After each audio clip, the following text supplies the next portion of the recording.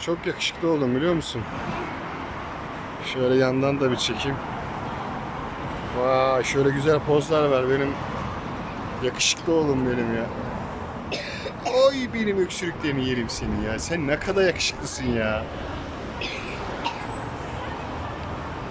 Hadi şöyle bir eğ bakayım başını. Şöyle bir poz ver.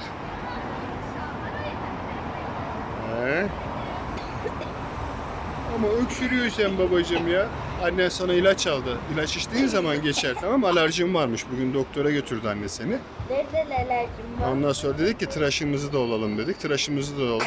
Güzel yaşasın benim paşam. Benim nereden alerjim var? Bilmiyorum. Doktor dedi ki alerjisi olabilir dedi. İlaç vermiş. Annen ilacını aldı. Tamam mı? Ay, seni yerim öksürüklerini seni. Sağ ol.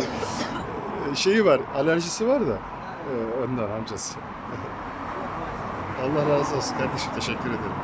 Hadi bir selam ver.